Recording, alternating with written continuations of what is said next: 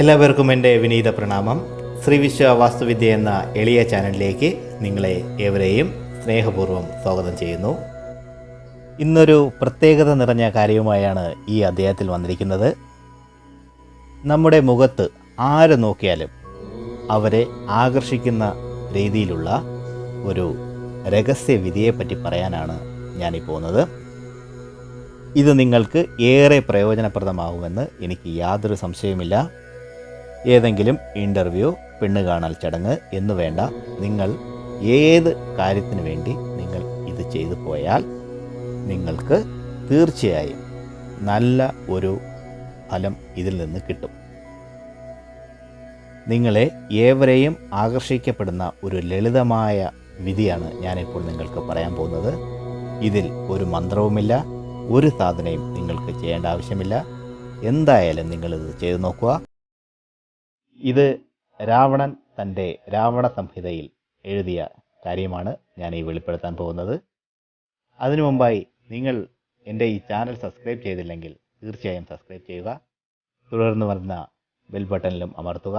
ഞാനിടുന്ന വീഡിയോ അപ്പോൾ നിങ്ങൾക്ക് നോട്ടിഫിക്കേഷനായി ലഭിക്കുന്നതായിരിക്കും. കാരണം ഈ ചാനലിലൂടെ സത്യസന്ധമായ വാസ്തുശാസ്ത്ര രഹസ്യങ്ങളും സനാതന ധർമ്മത്തിലെ സാധന, ഉപാസന, മന്ത്രങ്ങൾ എന്നീ രഹസ്യങ്ങളും നിങ്ങൾക്ക് ഈ ചാനലിൽ നിന്ന് ലഭിക്കുന്നതായിരിക്കും. നമുക്കൊരു കാര്യമറിയാം. ചിലരുടെ മുഖത്ത് നമ്മൾ നോക്കുകയാണെങ്കിൽ എത്ര കറുത്തിരുന്നാലും നമ്മൾ അവരിൽ ആകർഷ്ടനാക്കും. പക്ഷേ ചിലർ എത്ര മനോഹരമായി സംസാരിച്ചാലും എത്ര സുന്ദരനായാലും നമുക്ക് അവരിൽ നിന്ന് അല്പം മനവൈരുദ്ധ്യം തോന്നാറുണ്ട്. ചിലപ്പോൾ ലക്ഷണക്കുറവ്, ഒരുപക്ഷെ ചൈതന്യക്കുറവ്, ഇത് നമ്മളിലും മറ്റുള്ളവർക്ക് തോന്നാം. ഇതിനുള്ള ഒരു പരിഹാരമാണ് രാവണൻ തൻ്റെ സംഹിതയിൽ എഴുതി വച്ചിരിക്കുന്നത്. സംഹിത എന്നാൽ ഒരർത്ഥത്തിൽ പേഴ്സണൽ ഡയറി എന്നും പറയാം. നമുക്ക് ഇനി വിഷയത്തിലേക്ക് വരാം. ഈ ചെടി നിങ്ങൾ കണ്ടിരിക്കും. ഇതിൽ ക്രൗൺ ഫ്ലവർ അല്ലെങ്കിൽ എരിക്കിൻ പൂവ് എന്നറിയപ്പെടുന്ന ഒരു പൂവുണ്ട്. ഇത് രണ്ട് നിറത്തിൽ നിങ്ങൾ കണ്ടിരിക്കാം. ഒന്ന് വെളുത്ത നിറത്തിൽ അല്പം നീല കളറ് ചേർന്നത്, മറ്റൊന്ന് വെളുത്ത നിറത്തിൽ മാത്രം. ഒരുപാട് ആയുർവേദ ഗുണങ്ങളുള്ള ഒരു സസ്യമാണിത്. ഇത് പല താന്ത്രിക ക്രിയകൾക്കും ഈ ചെടിയെ ഉപയോഗിക്കാറുണ്ട്. ഇതിൻ്റെ രഹസ്യങ്ങൾ ഓരോന്നോരോന്നായി ഞാൻ വരും അധ്യായങ്ങളിൽ പറഞ്ഞു തരാം. നമുക്ക് ഇതിൽ നിന്ന് വെളുത്ത പൂവിനെയാണ് വേണ്ടത്. വെളുത്ത പൂവിനെ പറിച്ച് ഏത് ദിവസമായാലും കുഴപ്പമില്ല, ഏത് ദിവസമായാലും രാത്രിയോ പകലോ ഒരു കുഴപ്പമില്ല, പറിച്ച് ഇതിനെ നന്നായി ഉണക്കുക. വെയിലത്ത് ഉണക്കാൻ പാടില്ല, തണലത്തായിരിക്കണം ഉണക്കേണ്ടത്. വെളുത്ത പശുവിൻ്റെ പാല് ഇതിനോട് ചേർത്ത് നന്നായി അരച്ച് കുഴമ്പ് രൂപത്തിലാക്കുക. ഇത് മിക്സിയിലൊന്നും ഇട്ട് അരയ്ക്കാൻ പാടില്ല, കല്ലിലിട്ട് തന്നെ നന്നായി പശുവിൻ്റെ പാല് മാത്രം ചേർത്ത് അരച്ച് ഇത് കുഴമ്പ് രൂപത്തിലാകും. ഇതിനെ കുഴമ്പ് രൂപത്തിലാക്കുക.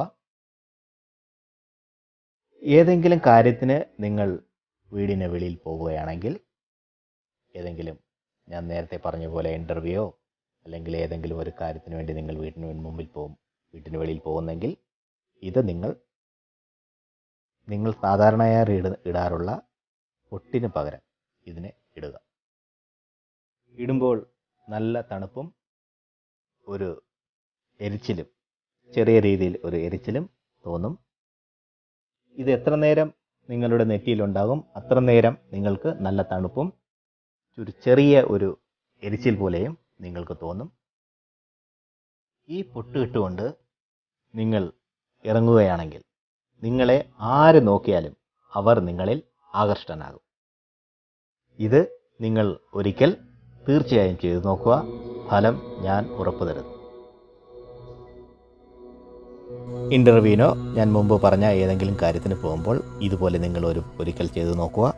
നിങ്ങൾക്ക് തീർച്ചയായും ഇതിൽ ഞാൻ ഉറപ്പു തരുന്നു. ഇത് പക്ഷേ 2 ദിവസത്തിൽ കൂടുതൽ നിങ്ങൾക്ക് സൂക്ഷിക്കാൻ കഴിയില്ല.